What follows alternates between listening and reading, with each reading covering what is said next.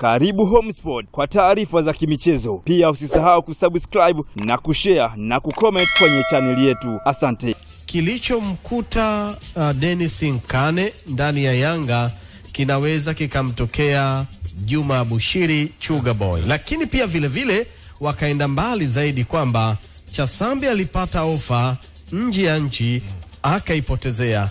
Chuga naye amepata ofa nje ya nchi ameipotezea. Kwa nini maneno haya huwa yanachukua nafasi zaidi? Na tafsiri yake ni kwamba wanaamini kwamba anaweza kufeli. Kwa nini asikubali kwenda nje? Hiyo ndio picha halisi. Kwa nini tunaanza kumtabiria mabaya angali tunapaswa kumhamasisha kwamba unajua ufanye vizuri zaidi? Unajua kitu kimoja, wengi wetu tunatamani sana idadi ya wachezaji wa Tanzania wanaocheza nje ya nchi iongezeke. Na mimi nikiwemo. Yani kwenye hilo tuko wengi. Yani na iongezeke kwa maana kwa maana gani? Kwa maana hawa wachezaji wetu wenye vipaji huwa kuna feeling fulani mimi huwa najisikia nikiona kuna mchezaji kutoka Kenya, sijui alikuwa form 4 kamaliza juzi, leo yuko Real Sociedad B, kuna mwingine yuko Valencia timu ya vijana. Na kwa sababu mimi binafsi naamini kwamba Tanzania kuna vipaji vingi vya soka kuliko Kenya kabisa, lakini wenzetu Kenya wametuzidi kwenye structure, yani kwenye ule mfumo wa kubridge lile gap lililoko katika grassroots football na mpira rasmi. Pale kuna kitu kidogo wametuzidi kwenye jinsi ya kuwa platform na kuwawekea daraja wachezaji wao. Sasa wachezaji wetu wengi wanakumbwa na changamoto moja ya kutojiamini. Yani unapoona mtu ameikataa ofa ya kwenda nje, wengi sio kwamba haamini kwamba hawezi kucheza, ila hawaamini katika vile vitu vingine vinavyohitajika kusupport kipaji chako.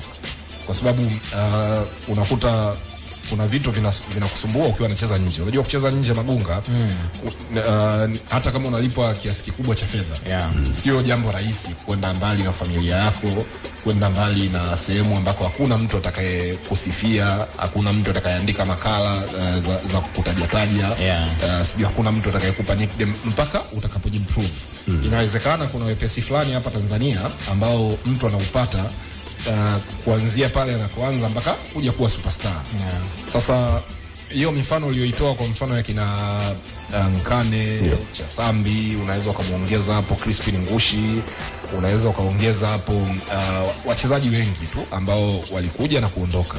Wanapaswa kuelewa kwamba pia kucheza mpira hapa Tanzania kuna changamoto zake, na kama ukiruhusu wakati mwingine sifa zikulevye, ukiruhusu ile hali ya mazingira mepesi kuyazoea, mwisho wa siku utakuwa hauna faida kwenye timu, na hizi timu haziwezi kukuweka kwenye, yani huwezi kubaki kama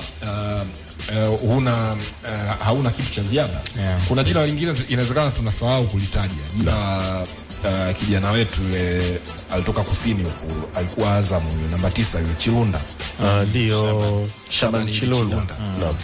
Mimi katika wachezaji ambao nimewahi kuspend muda mrefu sana kukaa naye, kuzungumza naye, ni mmoja wapo ni Chilunda. Na niliwahi kuna wakati Chilunda alikuwa akipendwa sana na mabosi kwenye timu alikuwa anacheza.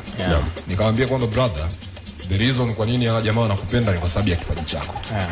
Dakika ambayo kipaji chako kitashuka kidogo tu, haya mapenzi hutawahi kuyaona. Na ndio kitu ambacho kilikuja kutokea. Of course bado yuko katika umri ambao anaweza kucheza soka la kiushindani, lakini ile nafasi ambayo aliwahi kuwa nayo haipo tena. Alifika mpaka hatua ya kusajiliwa kwenye klabu ya Tenerife, ambayo ilikuwa na malengo makubwa sana ya kumuuza, itengeneze faida, iliamini katika kipaji chake, lakini leo ile nafasi haipo tena. Kwa hiyo Abushiri Chuga Boy aangalie hii mifano, asikilize yote tunayozungumza, na abaki kuwa yule mchezaji ambaye Yanga imemsajili, awe na juhudi, ajitume, kwa sababu hiyo ndio itakuwa siri ya yeye kuendelea kufanikiwa katika football. Kama asipoonyesha hata chembe ya kile ambacho kimemsababisha Yanga msajili, ataishia kule ambako ameishia kina Nkane, ambako ameishia kina Chasambi, ambako ameishia wale wote ambao walikuwa na potential ama vipaji hata vikubwa kuliko alichonacho Chuga Boy, na hawakufika mbali. Kwa hiyo tunamtakia kila laheri na tunamwombea. Nataka tuhitimishe hapo Magunga, tuondoke. Hayo neno kwa kijana bana. Neno tu kwa ufupi tu. Mimi nadhani apambane, yani apambane, lakini pesa ambayo anakwenda kupata pale haitoshi.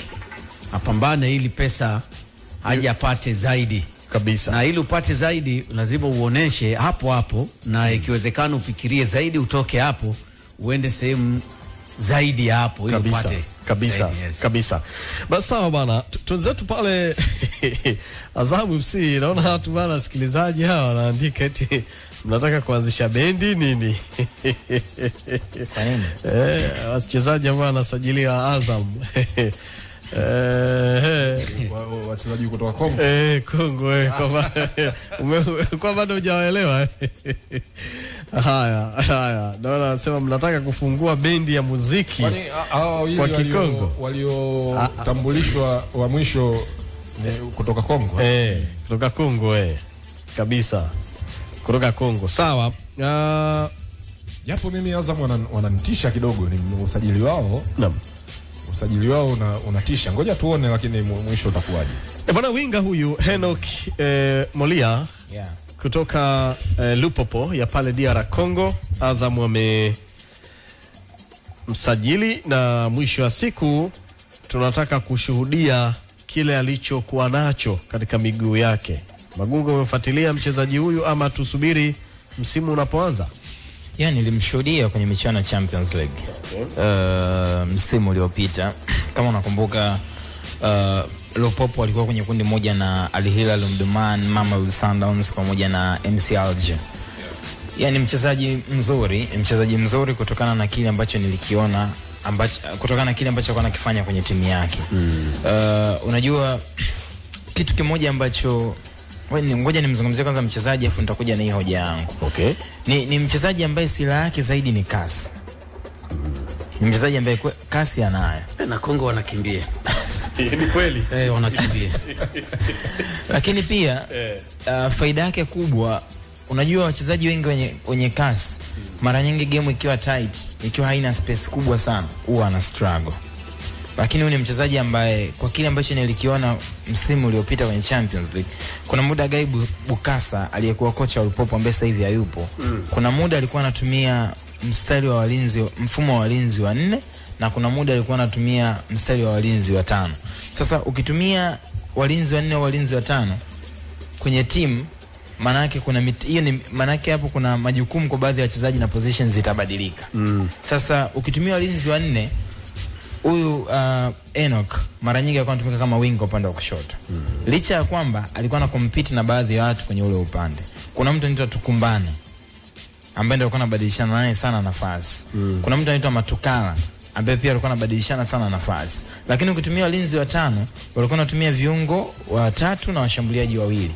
Kwenye wale washambuliaji wawili, Enoch pia alikuwa anapata nafasi ya kuanza mara kwa mara. Sasa katika wale washambuliaji wawili means position ya Enoch tena haitakuwa pembeni kama akitumika kwenye system ya walinzi wa 4, kwa sababu kwenye walinzi wa 5 mabeki wakati wa 3, wings back wawili. Kwa kwenye wale wings back wawili, wao ndo wanatumika zaidi maeneo ya pembeni kutengeneza mapana ya uwanja, kuongeza idadi wakati wa kushambulia, pamoja na kuongeza kuleta ubunifu pale ambapo timu inawahitaji kufanya hilo jambo. Kwa hiyo Enoch anakuwa kama mshambuliaji wa ndani. Na kuna mechi ambazo mwalimu, kwa mfano mechi ya Mamelodi Sundowns, Enoch alitumika kama mshambuliaji wa kati. Kwa nini? Kwa sababu kwao ilikuwa ni transition game. Ni game ya transition. Game ambayo inategemea vipindi vya mpito. Kwamba hatuwezi kucompete na Mamelodi kwenye eneo la kumiliki mpira. Lakini Mamelodi wanashambulia na idadi kubwa ya wachezaji na wanaacha space kubwa nyuma defenders wao wakati. Kwa tunahitaji watu ambao wanaweza kutunufaisha zaidi kwenye counter attack ama kwenye mashambulizi ya moja kwa moja. Sasa mtu kama Enoch anakupa faida kwenye hilo eneo kutokana na kasi aliyokuwa nayo na ana uwezo wa kushambulia maeneo makubwa. Sasa hoja yangu ni kwamba mchezaji ni mzuri, yes, nakubaliana na hilo. Je, mchezaji timu ambayo anatoka na timu ambayo anakuja kuitumikia ataweza kuadapt kwenye mtindo wa timu ambayo anakuja kuitumikia? Kwa sababu Azam msimu uliopita, Azam 85% ya mechi zao walizidominate. Lakini pia Benge ni mmoja kati ya makocha ambao ni waumini sana wa pembeni, watu ambao wanakimbia. Hata akiwa Al Hilal kuna winga mmoja hivi jina lake limenitoka, Gira Mugisha. No. Kuna mwingine yule Mkongomani pia Nitakutajia. Yes. Endelea. Sasa unajua changamoto ni nini? Ukiangalia setup ama approach ambayo alikuwa anaitumia Al Hilal Omdurman na hii approach ambayo ameitumia Azam FC msimu uliopita ni vitu viwili tofauti. Ibenge ameadapt kwenye kile ambacho imekuta Azam, kwa sababu Al Hilal alikuwa na wachezaji ambao ukiangalia mechi ya Al Hilal hivi inaweza isikuvutie sana, lakini wao ndo wanapata matokeo. Nakumbuka kipindi ambacho Al Hilal walikuwa wanakuja Tanzania hapa kucheza mechi zao, walikuja kucheza na Yanga hapa mara mbili, watu wanakuambia kwa mpira ule wanaocheza hawezi kuifunga Yanga Africans, lakini timu ambayo ilikuja hapa na ikapata matokeo kama mnakumbuka, mpira wao uvutii sana lakini matokeo wanapata. Sasa kocha alipokuja Azam amekuta asilimia kubwa ya wachezaji wana fit kwenye possession, timu icheze, na ndio maana nikakwambia Mkai, msimu uliopita Azam alitawala mechi. Yes. Rich Kiza ananikumbusha hapa Maccabi Lilepo. Yeah. Na ndio maana alikwenda baada ya Al Hilal alikwenda briefly nje, alafu akarudi Kaizer Chiefs. Amekuwa mchezaji wao bora na wamemuuza kwenda FAR Rabat. Okay. No. Na ndio maana nikasema Mkai, msimu uliopita Azam wapinzani wengi walikuwa na defend chini. Yaani wanakaa nyuma kwa sababu Azam walikuwa threat, ni tishio. Kwa sisi tunakaa nyuma, tunazuia kuanzia kwenye eneo letu. Mawinga wametofautiana. Hapa Kamanda pia anaweza kanisaidia kwenye hilo. Kuna wingers ambao yeye anahitaji space afanye shughuli zake. Na kuna winga ambaye akicheza na timu ambao anakaa tu nyuma hawezi kushine kwa sababu hakuna space. Na kuna winga ambao ni specialist kwamba yeye hata kama mmerundikana nyuma yeye anaweza akawafungua na akawaletea shida. Tumeangalia michuano ya World. Ila kwa haraka kwa mazungumzo yako hayo ambayo Magungo umezungumza kwenye wings za Azam FC wanakwenda kutengeneza bomu zito. Kiple na huyu Molia. Sasa umeona mtu kama Kiple. Bomu hilo. Umeona mtu kama Kiple. Sila si anarudi. Jibril Sila anarudi pia. Zimeona taarifa kwamba na yeye anarudi. Azam anamrudisha kila anahusishwa. Okay. Umeona mtu kama Kiple? No. Kiple mimi ni mchezaji naye mkubali